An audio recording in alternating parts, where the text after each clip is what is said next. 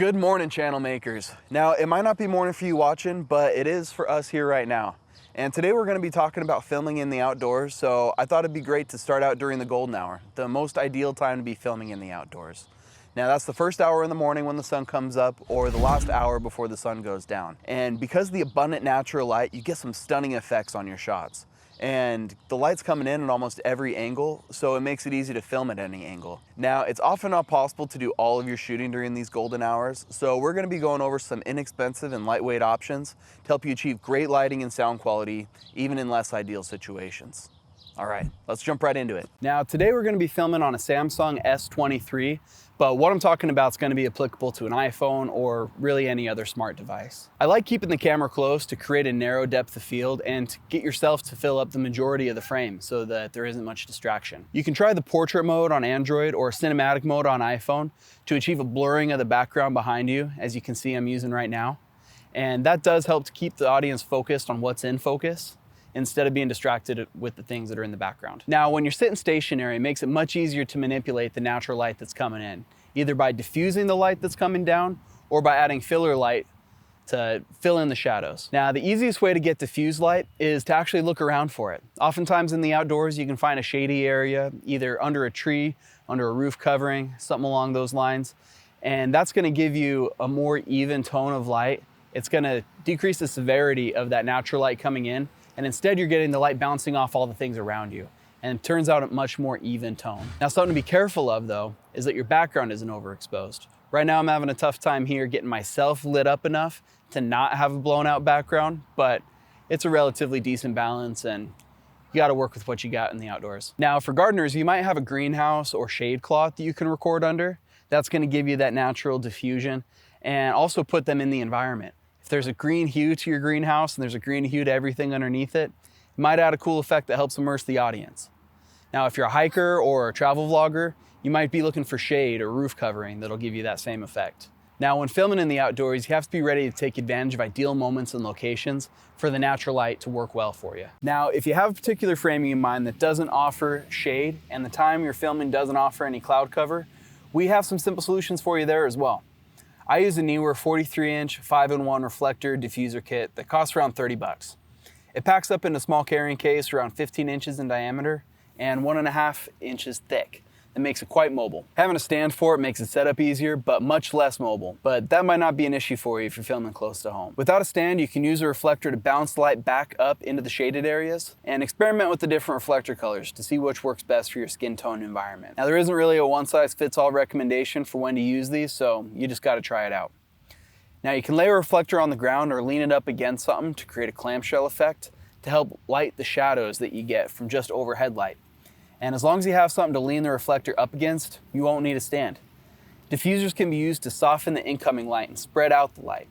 Now, if you need to diffuse the light, that can be much harder without a stand because you need the diffuser to be between you and the light source, which is usually pretty high up, especially if the subject is standing. But say you're a fisherman trying to show off a fish you just caught, but the sun is so bright that its reflection off the scales of the fish is getting whitewashed out. If you have the fish on the ground, then you can likely get away with holding the diffuser in one hand and the camera in another. The main issue we're trying to avoid, of course, is overexposure and underexposure, leading to high contrast and not enough color data for the post-editing effects to work well. Now, when shooting on a DSLR or mirrorless camera, you have all these options for filters to add polarization or ND filters to help bring down the brightness. But we haven't found the equivalent for cell phones. Now, what has worked for us actually are sunglasses. Something that you tend to have on you when you're out in the outdoors, especially hiking or fishing. It doesn't take up extra space like a big old camera and all the filters do. So for something on the go, this seems to be a pretty cool little hack. All you do is while the sunglasses are folded up like so, you place them over the side of the phone so that the lens is positioned just in front of the camera lens. Now, these sunglasses are holding on pretty well, but you can add a small piece of masking tape to the edge of the sunglasses and the phone to help hold it stationary so while you're moving, you don't get any movement in your lens. Now, it's obviously not the most ideal setup, but try it out for yourself and see what you think. All right, so here I set my phone on a small folding tripod down there in the water. Want to get a shot over the water so we could try to see into the water with the help of those polarized lenses. And you see the normal shot, we can see the sky in the water fairly well. And this is with one pair of just a gray tinted polarized sunglasses. So not much of a color effect, but should help us see through the water better, a little bit less reflection off that water. Now I'll switch to my amber shaded sunglasses. It really makes the green pop, adds that amber hue to everything. Really pretty effect, not necessarily for this setting, but you can see the color change and the difference.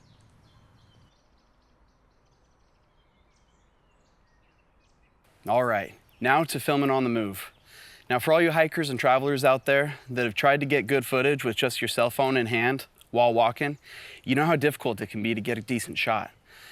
And you don't want to give your audience motion sickness, so getting a steady shot is vital. But what if you're trying to get an immersive shot from the hiker's perspective, or a walking, talking headshot with the trail in the background? Now, selfie sticks are compact and offer quite a bit of stabilization compared to just holding the phone in your hand. They also offer the preferred distance so that you can film yourself and be able to see quite a bit of your backdrop. But the only way I've been able to get real smooth shots while filming in the outdoors is with a gimbal. Say you want to show a hiking trail in a short period of time. The gimbal makes it smooth and easy. The most obvious, of course, being the stabilization and the steady angles it's able to hold while on the move. But there's a whole lot more you can play with. Another really cool feature that this gimbal offers is motion lapse. It allows you to set waypoints, different locations for the camera to move between, and set the duration that you want it to move from point A to point B. You can use this to show movement across a wide landscape, say moving weather, clouds, stars, you name it. I always wondered how backpackers were able to get these sweet, sweeping shots of the night sky with just the equipment in their backpack, when I realized my gimbal already offers that. That's when I found out having the right equipment isn't nearly as important as knowing how to use the equipment. Hyperlapse is another really cool effect that's made much better when it's stabilized on something like a gimbal. It has this dial here on the side that you can use to either zoom or focus with. I like to use it for focusing in and out, say a close-up on a flower, to then zooming out into a whole landscape scene. This gimbal has a tracking feature here that you can use to select a subject, and then it'll stay focused and move to follow that subject even without any direction. So since my friends are lame and don't want to come out filming with me, this is vital for me to be able to film myself in a setting where I'm able to move around and have the camera focused on me without the advantage of a cameraman. Now to talk about audio.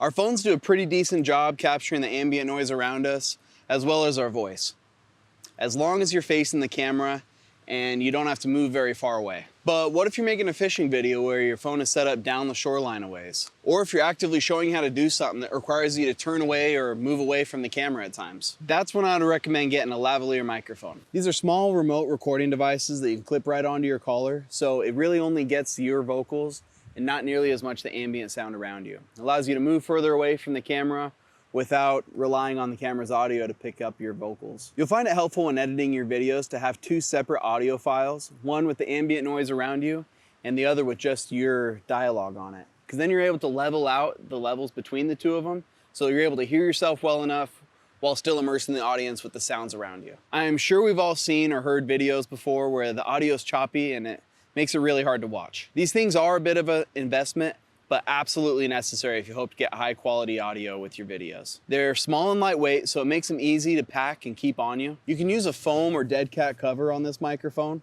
to help cover up any scratchiness that you might have while moving around, or any wind noise that might come from the wind around you. Now, if you're just wanting to use your phone's audio, so that the video and audio are already connected, you can use this shotgun microphone that actually connects to your phone via your auxiliary port or USB-C connector. Using an auxiliary microphone like this allows you to have directional control, as well as be able to use a foam or dead cat cover to reduce wind noise. I see this most often being used by travel vloggers or people doing outdoor interviews, because with the directional control, they're able to very clearly hear their subject, but they also get an ambient noise of everything going around them. Personally, I've been getting similar sound out of my phone as I've been getting out of the shotgun mic.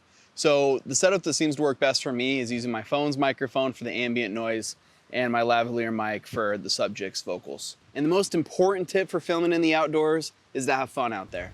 The outdoors are meant to be enjoyed, and it's such a gift to be able to share your favorite aspects of the outdoors with those that you love. Now, don't get discouraged if your first attempts are a flop.